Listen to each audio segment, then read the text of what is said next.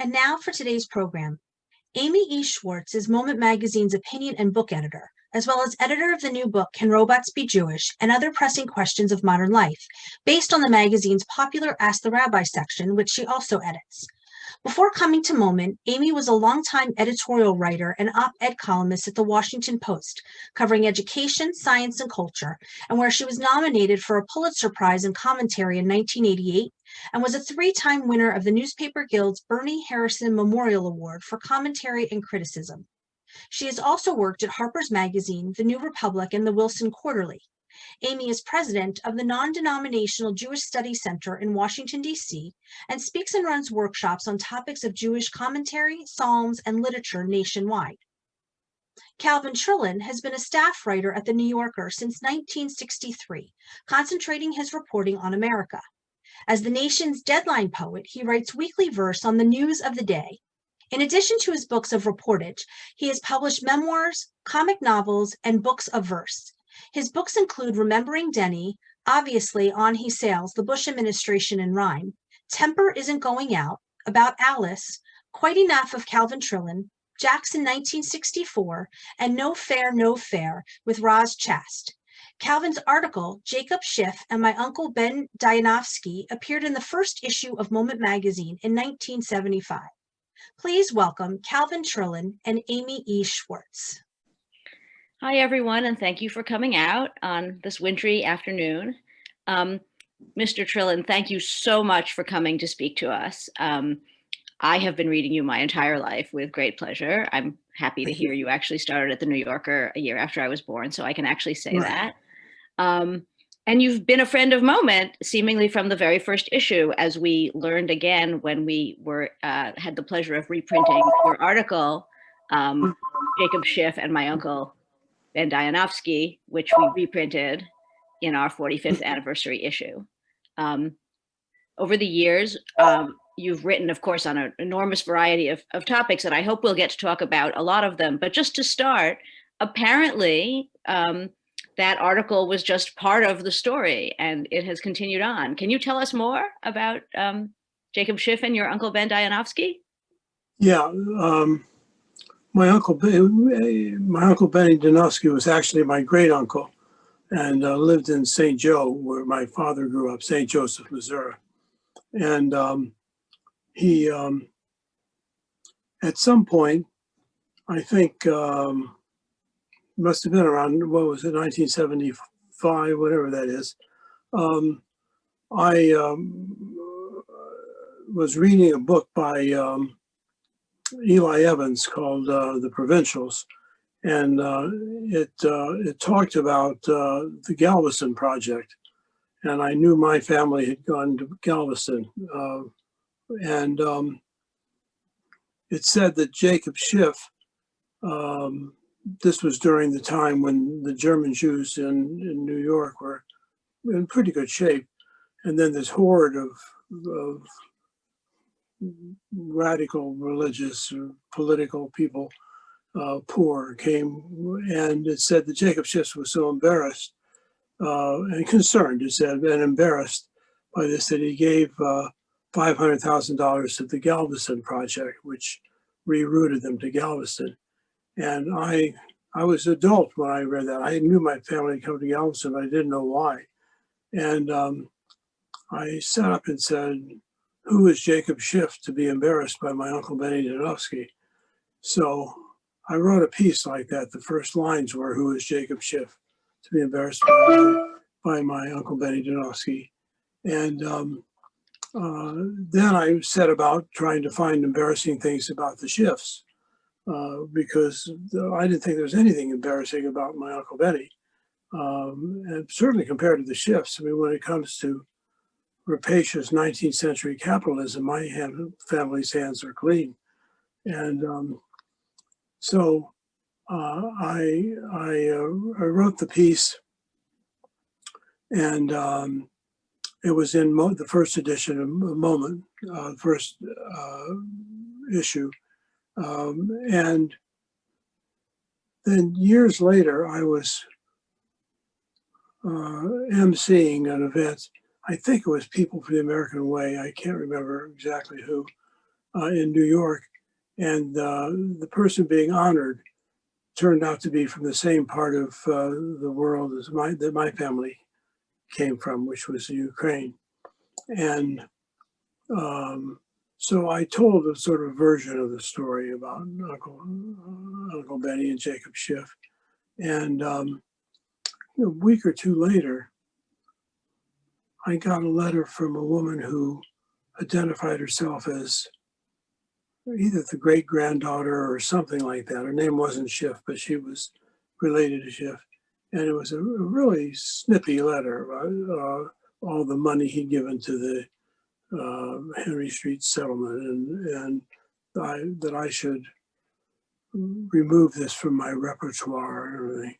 And my wife said, "Are you going to write her back?" And I said, "Yeah, actually, yeah. Here's the letter. I already wrote it." And it said, "It's comforting to discover that after all these generations, Jacob Schiff's sense of humor had been inherited intact."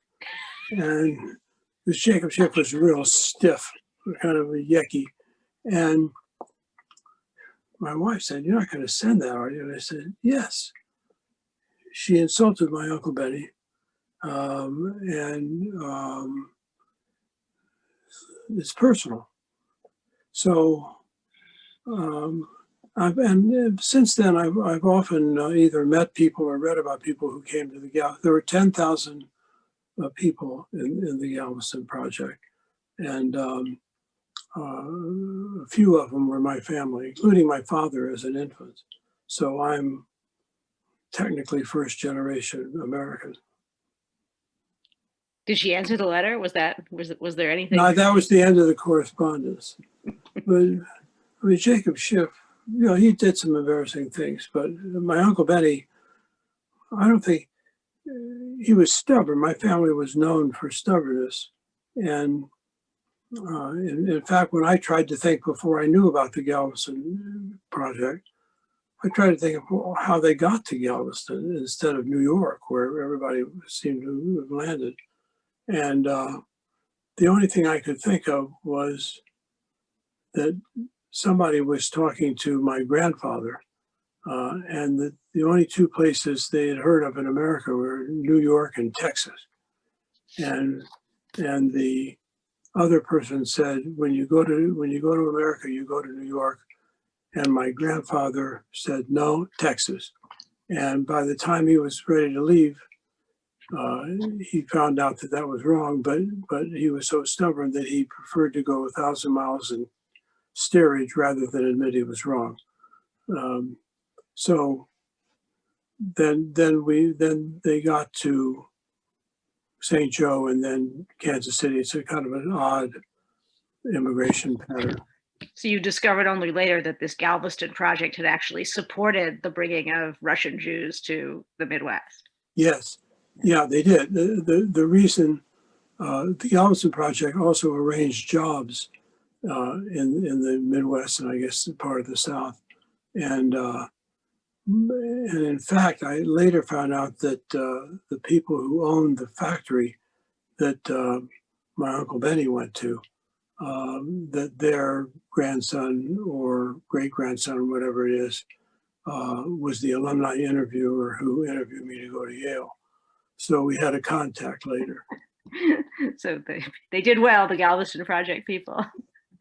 Yeah, some of them did. Yeah, I think a lot of people from Texas and I guess they got up pretty far up into the Midwest to get the jobs.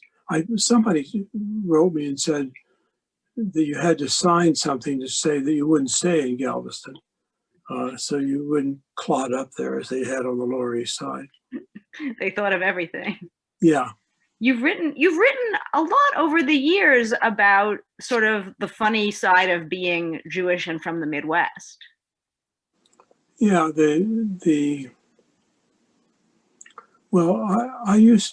once got a phone call from a rabbi in Chicago, and he wanted me to give a speech. And knowing from childhood that rabbis get a deep discount, I was trying to get out of it.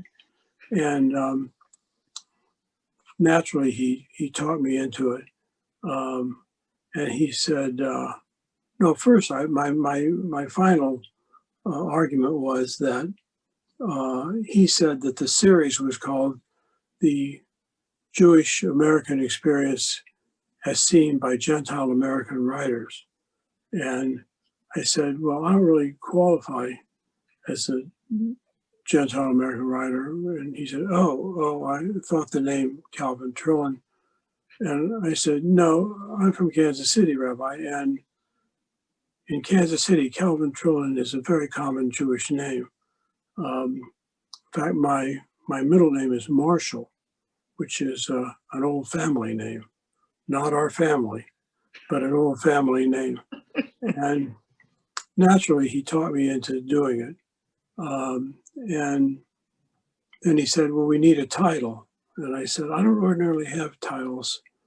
My speeches, Rabbi, it's just a series of jokes. He said, no, we have to have a title. I like long titles with colons in the middle. And I said, well, there's a speech I've been threatening to give for years, which I've never actually given. It has a title. And he said, it's a long title. I said, yeah. It's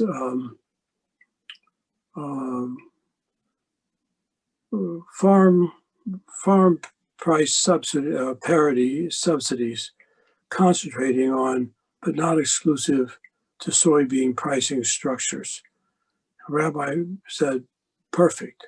And then he called me back about an hour later and he said, the nice lady who's typing up the bulletin said, what's the Jewish content in this? He said, do you have another title? And I said, well, actually, I've thought of one since we talked. He said, does it have a colon? I said, yeah, it has a colon.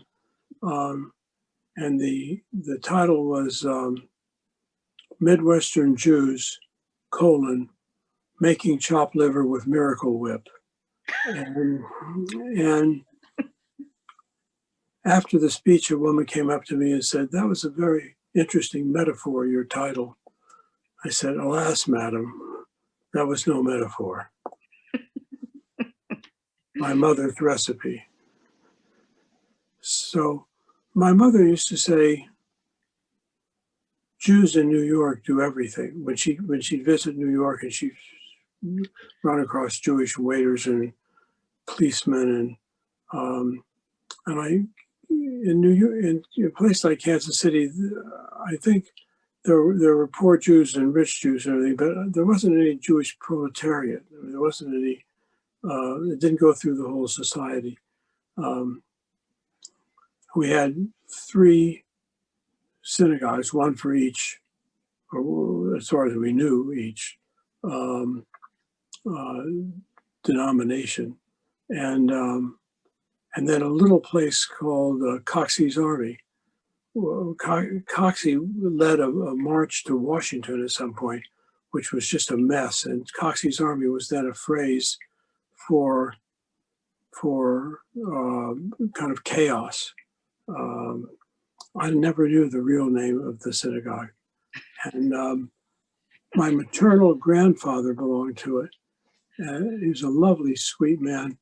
And we used to go, my father and I would go there on the eve of Rosh Hashanah while my sister and mother and grandmother made dinner. And it was really chaos. It was a lot of talking, and the president of the synagogue would come to the lectern occasionally and slam his hand on it and say, "Schweig, schweig," and it would die down a little bit, then come back up again. And they would hire a cantor, I guess from Chicago or someplace. And every year, as we walked out of there, my grandfather would say to my father, my father would say to my grandfather, "Oh, the Hazen this year Oh, he's terrible. I mean, it's like a screeching of cats. I've never heard such an awful canter in my life. And my grandfather would say, "Cousin's not bad this year. It's pretty good." So that was one of our rituals. I guess it was my main Jewish ritual. Do you ever go back to Kansas City to see the Jewish community there? Is that a Oh yeah, continuing? I go back a lot.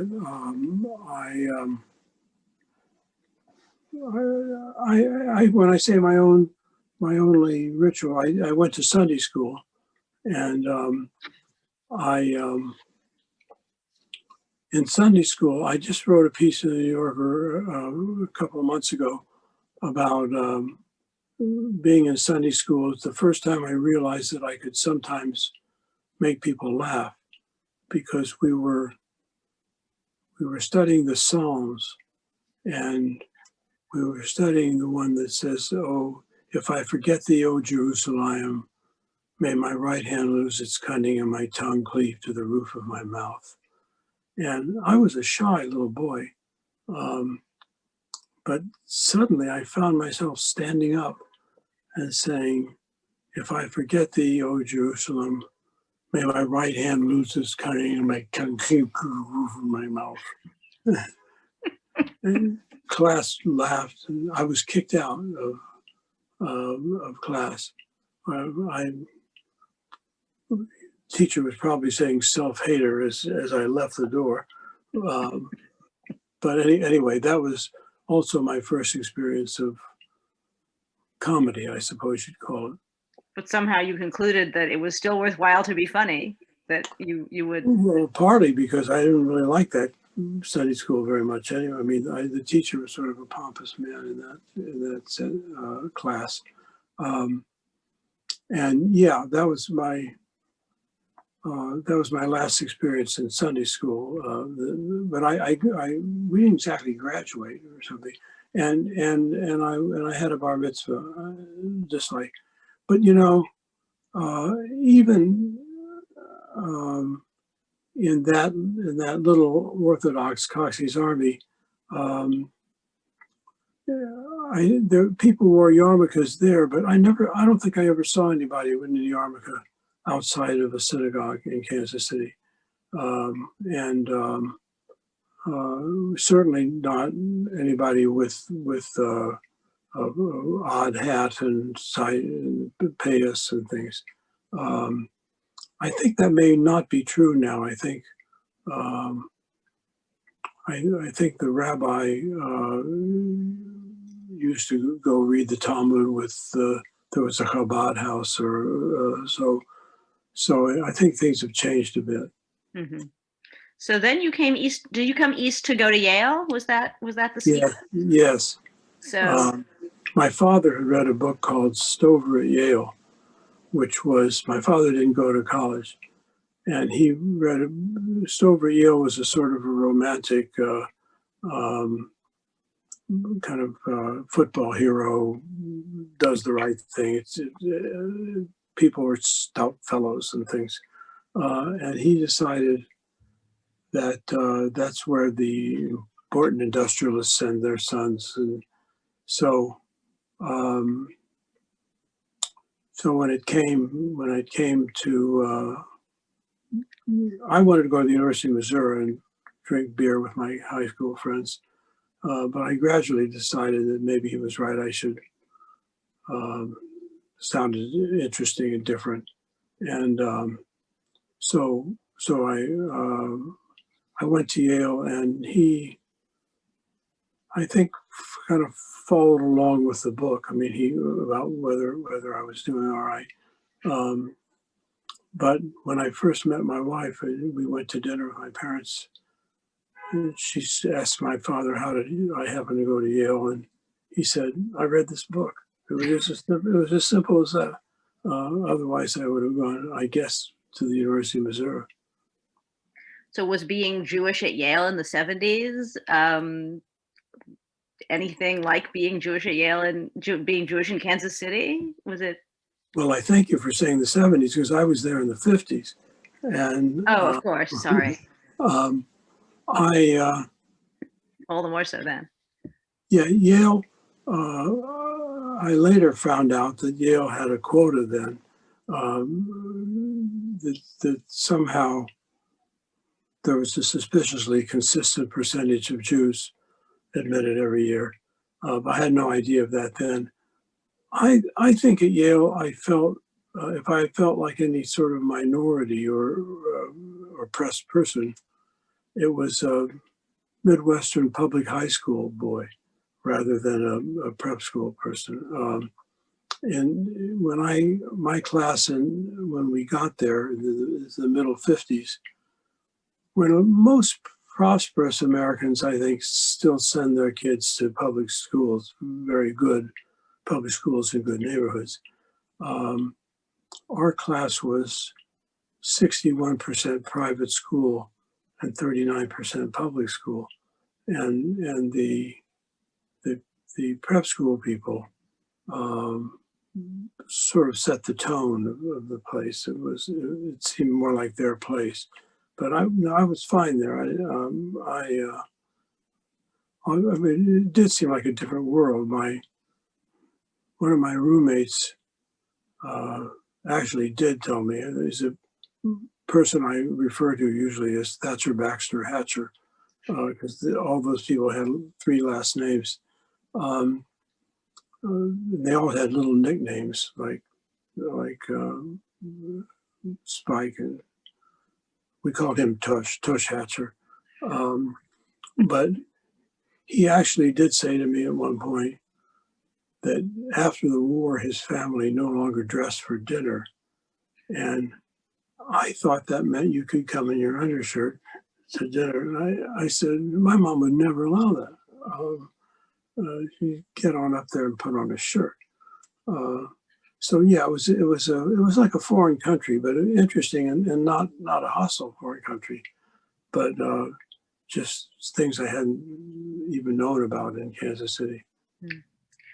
In anticipation of this conversation, I went back and I looked at a lot of your New Yorker pieces, and I came on this very touching piece you wrote about Larry Kramer, the pioneering gay rights activist who was in your class at Yale, I guess. Yes. Yeah. He was in my class, and he later became very close to our family. I say our family because he was also close to my daughters and he, particularly my wife. We didn't actually know each other when we were there. I guess I may have met him or something, but we didn't get acquainted until the 15th reunion. And we had a lot of friends in common, so yeah, he was a serious Yale person. It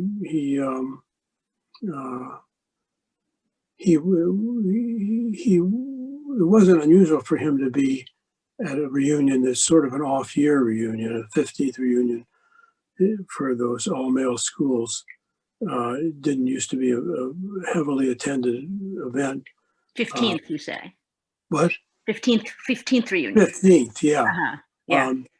And one of the theories is that people in their mid-30s sort of have to acknowledge that they're in the slot they're going to be in. They can't any longer say, I'm thinking of going to law school. Another theory is that there is a sort of acceleration of physical deterioration in the mid-30s. And they didn't want to show up like that. But anyway, it wasn't unusual for him to be there. And at our, I must have been 35th or 40 or something. There he was, and everybody had a baseball cap given by the reunion committee that said the year. He had on his ACT UP hat. But he was particularly close to my younger daughter, and we actually interviewed him once together because I was working on a book on a classmate of mine who turned out to be gay, And Sarah was doing a paper. She had a paper in her class of something like the social and political implications of the AIDS epidemic or something, which that was one of those classes to let mushhead liberal arts majors get rid of the science requirement. Mine was rocks and stars, geology. But anyway, I said, well, let's go interview Kramer together. And I acknowledged, oh my God, that's my doorbell. Can you hold a minute? Sure, we can manage. Amy, give him some of your patterns. Yeah, I'll ask well, I can't ask a question, but I'll just mention for the people listening that if you're not familiar with the book Calvin mentioned, it's called about his Yale classmate. It's called Remembering Denny, and it's a wonderful book. And when he comes back, I'll ask him about the incredibly wide range of subjects that he's written about, both funny and unfunny. And here he is. Well, and I thought I had trouble keeping people. I couldn't even hear who that was. So if it's the police to come to arrest me. They're breaking us up. So when you were gone, I identified the book you were talking about. I hope I have it right, that was your book, Remembering Denny, about your That's classmate. right. That's right. Yeah, they were wonderful. And I acknowledge that when I got to Yale, and if somebody had asked me how many gay people, we didn't have that word then, but we're in the class of 1,000. I would have said, oh, I don't think there are any gay people. I think maybe some people were shy with women or something like that. And it wasn't the only thing I was naive or ignorant about. I always say when I got to Yale, I had never heard of Dostoevsky or Greenwich. I don't know which was the more important at Yale in those days. But Kramer,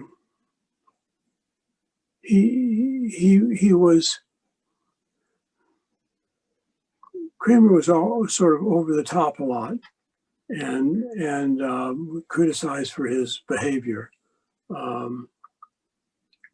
I once was talking to Joe Lillyfeld, who either was or had just been the editor of the New York Times, and Kramer's name came up because I was driving him somewhere. And Joe said, I've been a little cool on Larry since he accused me of murdering one of my friends. And I said, talk about hypersensitive. He probably wasn't even mad. I mean, that's my favorite Kramer story, which has been repeated many times by many people, I think, is that when he lived in 2 Fifth Avenue. And when Mayor Koch left office, he moved to 2 Fifth Avenue. And apparently when he came to look at the apartment, Kramer spotted him and started yelling at him because he believed, and it was generally believed by people in the gay community, that Koch had been terrible about AIDS, and it was partly because he was in the closet, and et cetera, et cetera. So the landlord I don't think he got a peace order, but he said to Larry that he would kick him out if he bothered Koch, if he talked to him. And they were in different wings, so they didn't see each other regularly, but they were at the mailbox together one day, Larry with his little dog, Molly. And there was a long silence while they got their mail. And then finally, Larry said, Molly, there's the man who murdered all of Daddy's friends. That was fairly typical of him. Wow. On the other hand, well, there was a preview or a showing of the movie that HBO made of the Normal Heart, Kramer's play, and there was a really fancy opening, and at a Broadway theater it was shown, and there was a red carpet, and I was already seated, but you could still see on the screen the red carpet, people coming the red carpet. Finally, Kramer showed up in one of his flowing black schmatas, and a red watch cap. And when he sat down across from me, I said, "Finally, after all these years, when I saw you there on the screen, I thought, finally, we've got a Jewish cardinal." But the producer, I think it was Ryan Murphy, said something at the beginning of the show, of the movie, which I think is absolutely true, was that Kramer was often rude and unreasonable and hard to get along with, and exaggerating and all that. But he was right, and then of course now Fauci has been quoted as saying there was American medicine before Larry and American medicine after Larry. That when it came to testing drugs and various things, he really made a difference. Well, you end your piece about him very touchingly by saying that that being angry, sort of, with a salute to the idea that sometimes that's the right thing, is to be angry at the world and to push things along. Yeah, and he was basically saying that this was too dangerous and important to be polite about. That you had to cause a tumult. Well, that brings me to the asking about the other of the great social movements of our time that you've covered. I guess again, people sometimes think of you as just as funny, largely, but you also covered a large part of the civil rights movement, and you wrote a memoir about that not that long ago for the New Yorker. Weren't you you were the Time Magazine Atlanta bureau chief in the early '60s? I wasn't the chief. I was the junior member. There were two of us, so I was in Atlanta for a year. But it was a very busy year. As you may know, the civil rights struggle sort of went on plateaus for a long time. Nothing would happen, and then something would happen. That was partly because there wasn't any real pressure from Washington to change it. But I was there in a busy year, and the bureau chief, for reasons that I couldn't fathom at the time, preferred to stay home with his wife and 2 or 3 children rather than go get chased by rednecks somewhere. So I got to do most of that. And then I went back when I went to the New Yorker. I went back to the University of Georgia, where I had covered the integration. And my first New Yorker piece was about the desegregation of the University of Georgia, about how they got there and what had happened during those 2.5 years. And in fact, in a couple of days, I'm not going back because I'm by Zoom. I'm Charlene Hunter Gold, who was one of the 2 first students, and I are doing a panel for the 60th anniversary of desegregation. Do you think that covering the civil rights movement as a relatively early in your career like that shaped you as a reporter? Did that shape your work? Yeah, I think it did in a number of ways. One way is that in those days, Time practiced what was called a group journalism. So a bunch of people in the field sent in long pieces, they were called files, and to a writer in New York who would write 70 lines out of it or something like that, or it didn't run at all. And it was, but I covered almost nothing but desegregation. I think there were a couple of football stories or something, but or race in one side or another. I think it helped in that sooner or later I didn't feel it was a waste when they didn't do those, when they didn't run much of the story. I felt I was learning so much about one subject. And it's wonderful when you look at, in those days, the blank page and now the blank screen. There's always thought, people really want to read what I'm about to write? Maybe not, but at least to feel that you know more about the subject than they do would help a lot. And also, I think it's certainly formed part of my views about America and race, and Kansas City, when I grew up, was basically a segregated place with no signs and no rhetoric. So and when I was in the South in 61, 60, there were laws on the books about not being in the same restaurants. It wasn't, in Kansas City, it was customary.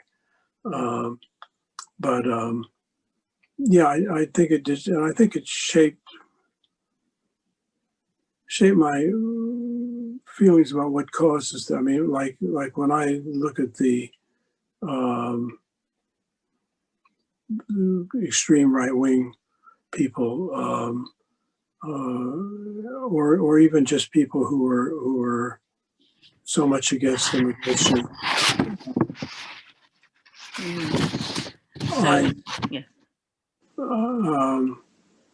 It's hard for me not to think of race as a big element of that.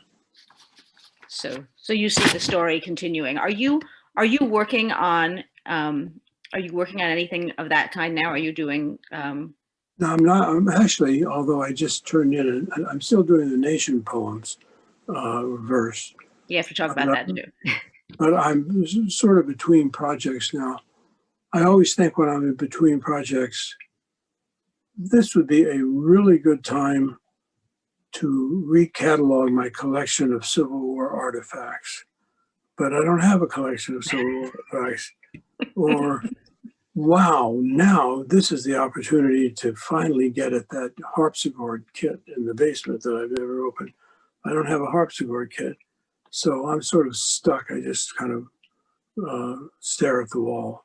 No excuse. You have to go on to a new project, right? Yes. Tell us, please, how you started writing light verse about politics. How you became the American sort of bard of light political verse. Well, my father was My father was a grocer for most of his working life, but he also had a restaurant at one point later, and he put a couplet on the menu every lunchtime, usually about pie, but his shortest was "Don't sigh, eat pie." So, although my favorite of his poems wasn't about pie, it was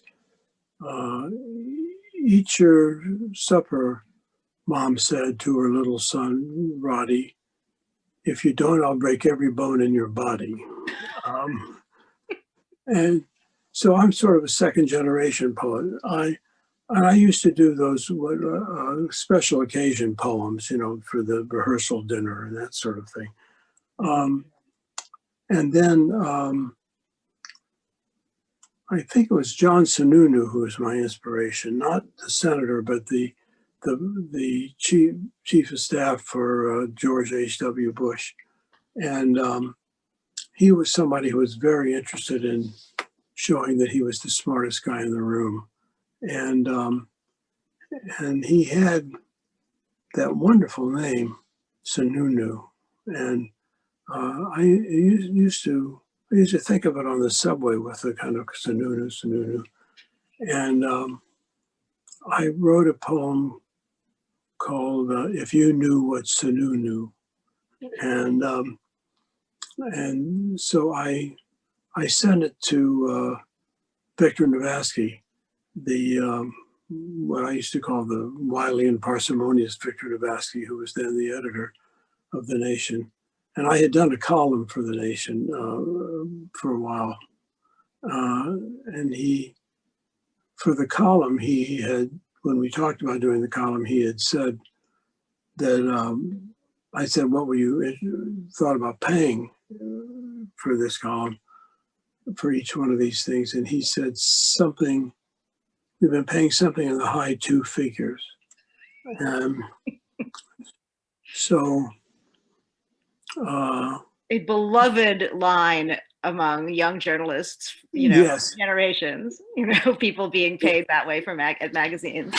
So it sounded like the middle two figures to me, $65, he said. Right. So I turned it over to my high-powered literary agent, and I said, play hardball. And he got him up to 100. So I got $100 per column. And then he proposed paying me the same thing for a poem. And it didn't make any difference how long the poem was. And as you probably know, poetry in America is usually paid by the line. And when I started this, excuse me, when I started this, I think the New Yorker was the highest paying outlet for poetry. I think they were paying $10 a line. And I was getting $100, even if it was, say, a 2-line poem. A 2-line poem would be $50 a line. So anytime I wanted to get the buzz you get for working at the absolute top dollar in your field, I would write a 2-line poem. Right away, I wrote one on Lloyd Benson from Texas, who was made the Secretary of Treasury, which was the man is known for quo pro quidness. In Texas, that's how folks do business. And so I started writing poems. I tried to see how short I could write a poem. I wanted to overtake my father, who was from Don't Sigh, Eat Pie. And the shortest poem I wrote was called, and the title doesn't count, but the title was quite long. It was something like the political and social and economic impact of the O.J. Simpson trial. And the poem was O.J. Oy vey. That's almost $50 a letter. Not quite. That is a lot. So that was my real triumph in poetry. But I'm still doing the poetry. I mean, it's not exactly poetry. It's light verse, as you say. Occasional particularly light verse.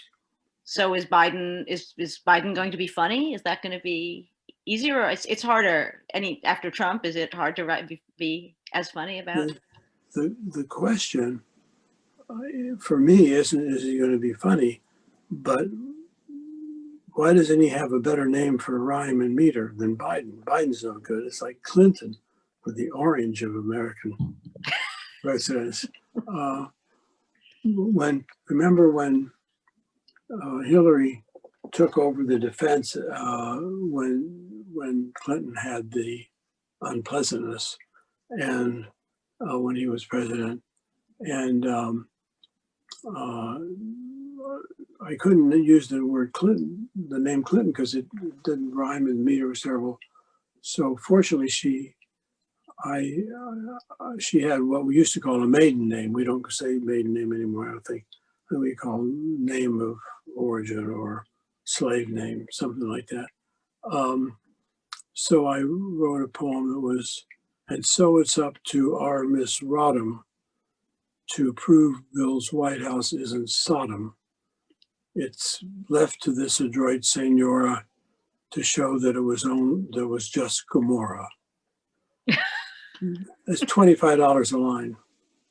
Still pretty good. But one of the problems with that kind of poetry, I realize, though, is that real poetry is supposed to be immortal, and political poetry is just the opposite. Things change. So, for instance, I had a poem about Mitt Romney when he ran against Obama, which was,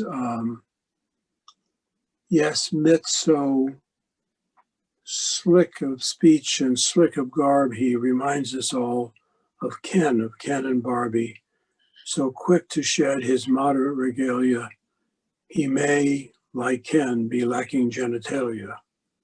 Now, Mitt Romney has emerged as the one mentioned a whole bunch. So it's I have to try to forget the poem and quit saying it in this kind of occasion. Or, you could update it. You could just write a second stanza. Yes, the Reformation of Mitt Romney. Exactly. Right. Exactly. So, I mean, there are so many other things I'd like to ask you about, but it's almost 5:20, and I see the queue is also filling up with questions. So I just want to thank you, and thank you for giving us this time and all these fabulous memories and jokes. And I'm going to turn it over to Suzanne. I saw at least one really remarkable question in the queue. Suzanne, I'm just going to tee this up by someone who says he was the lawyer in a story that a New Yorker story about an adoption back in the 70s, 80s. So if you noticed that, go for it. Go ahead. The person said that you wrote a very touching article about an adoption case that was contested by a Navajo woman. Yes, I remember. So I don't know if you want to reflect on that at all. And he's the questioner in the audience is the lawyer from that case, something like that. Mm-hmm. Anyway, over to you, Suzanne. Didn't know if you wanted to comment on that at all, about that article. That was a case of a woman in on the Navajo reservation or maybe she was in Gallup, but she was a Navajo, and had a little boy, and I guess she was, she got mad at her father. In the Navajo culture, various relatives have specific roles for like uncles and fathers. He was close to the little boy, and she got mad at him, and so she gave up the child for adoption. And I think in the Navajo reservation, there were a lot of people being adopted.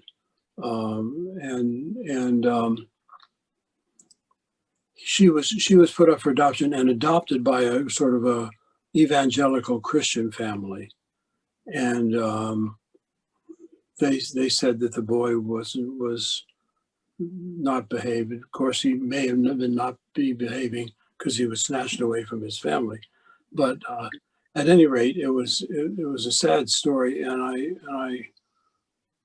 I realized I had a child of the same age at the point, and so I decided I wasn't going to do those kind of children's stories anymore, which of course I broke that promise right away. But people would sever parental rights to a child because the people were drinking. The father or the mother was drinking, and I said if they applied that system to New York, a lot of the people at the New Yorker would lose their children. Right? They hang around bars drinking. So anyway, it was not a happy story. Mm-hmm. Thank you.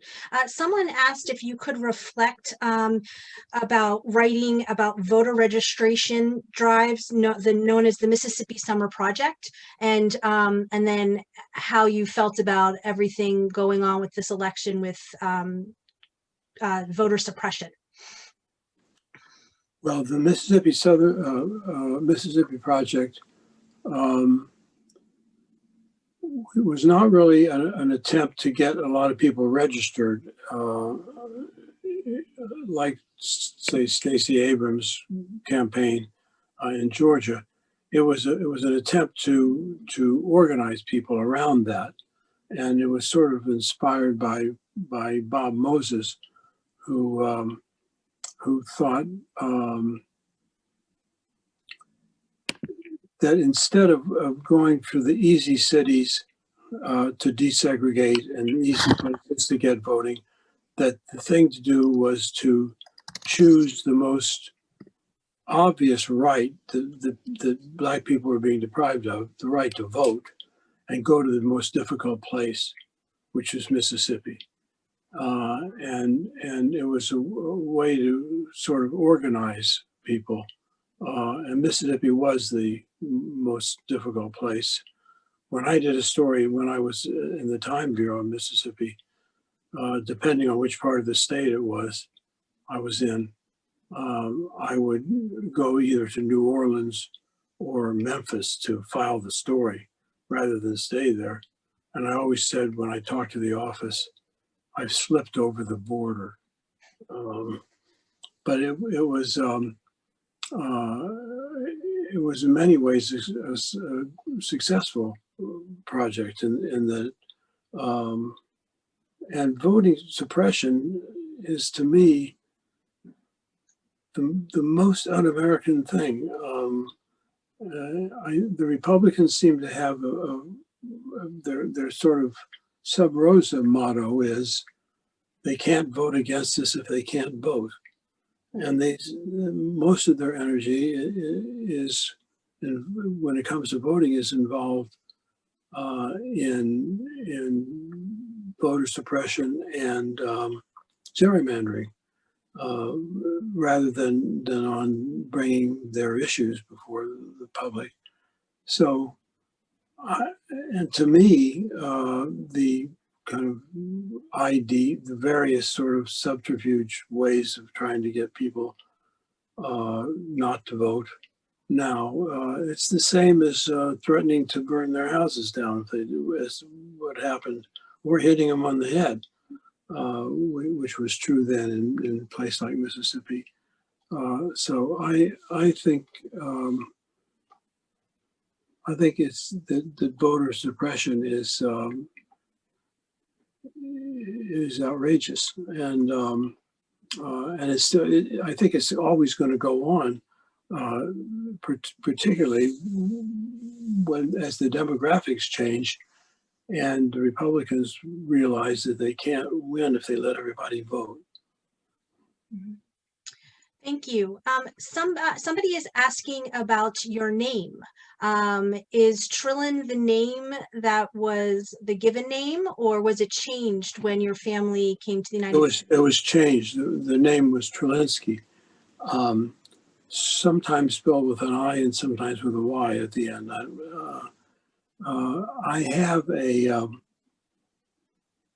a document. A friend of mine got interested in genealogy, and during a time when she was bedridden, and she started sending us stuff without even asking any information about names and things. And among the things she sent was a document from the what amounts to the Immigration and Naturalization Service. I don't know what it was called then, on my grandfather in St. Joe, and it said date of naturalization, and there's a line through it. It says denied. So I sent a copy to my cousin Keith, who we always refer to as the last living D.H. Lawrence scholar, who's also the grandson of this man. And I said, does this make you feel a tiny bit undocumented? So I have it framed now in my office.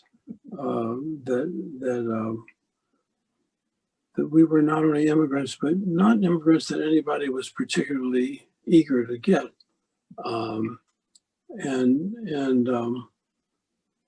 I look at these television, in the television news, when they interview people who have been on the front line in one way or another of the effort to stop the pandemic. And every night I see these nurses or epidemiologists or anything interviewed, and every night it occurs to me, they seem to have the same skin color as the people that this administration has been trying to keep out of the country. I mean, there's this, there's a Jamaican nurse and a South Asian infectious disease doctor, and I think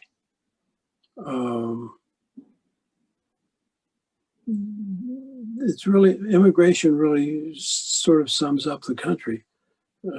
Who's coming? I did a piece once on in London about an Eruv, the sort of wire that goes around a place so that Orthodox Jews can carry things. And I was talking about the difference between Jews in America and Jews in England to somebody, a novelist who was from South Africa himself. And he said that England is a blood society. You're either English or you're not English. And America is a contract society. You come and you sign up. You say, okay, the contract's the Constitution. I believe in that. And I think there's nothing more important than immigration. And I think part of all of this stuff with the Boogaloo boys and all of this is the fear that they, being white, manly males, are going to be swamped by darker people. One of the chants in Charlottesville was "The Jews will not replace us," which is really weird when you think of it. What was that all about? And of course, technically, the march was about a Robert E. Lee statue, and so I figured when Trump said there were fine people on both sides, when I was looking for the fine people on the Nazi side, I realized there may have been a emeritus professor from UVA who was there by mistake, who was interested in statues. And he thought the chant was about O.J. Simpson, "The Jews will not disgrace us." But it was actually about replace us. And a lot of the sort of philosophical underpinnings of this stuff is from this guy in France, Camus, not the real Camus, but another Camus, who talks about replacement, that the white people are going to be replaced by the darker people. And I think that's sort of at the bottom of a lot of the race talk. Thank you. We are very quickly running out of time, but one topic we didn't really get to was talking about all you've written about in terms of food. I know there's a lot of questions about various things you have recommended, from spare ribs to somebody said something about something called soca. And I'm sorry, we don't really have time for that. But the one question several people have asked is that you were quoted as saying, "For 30 years, my mother served us only leftovers. The original meal has never been found." And people would like to know if she really did say that. She didn't say that. She did that. I said it. My mother was, I think it's fair to say, not a gifted cook. So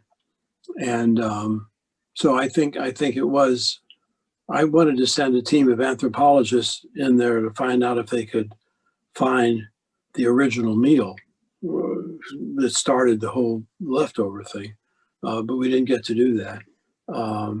Yeah, I've always been interested in food, and when I write about it, I don't know anything about. I'm not a reviewer or a cook or anything like that. But I've always been interested in, I guess what you'd call vernacular food, food that's sort of tied to the place, and even something like barbecue in Texas came out of these German and Czech butcher stores, and in Kansas City it's a black art. I've actually said about eating barbecue in Kansas City that going to a white-run barbecue restaurant in Kansas City is like going to a Gentile internist. Things might turn out all right, but you're not playing the percentages. Well, thank you, Calvin, so much for this lovely presentation. Thank you, Amy, for the interview and the conversation. As someone said, you're truly a national treasure, and we are really thrilled that we had the opportunity to hear from you today. I want to remind everybody that you can find all of Calvin's books in your local bookstores or on Amazon, so I encourage you to check them out. And also, please register for next week's Zoominar, Jewish Pioneers and Television History, and go to momentmag.com where you can subscribe to the magazine, and we kindly ask you to make a donation to help us support the work that we are doing. Again, thank you both, and we will see you next time. Bye-bye. Bye.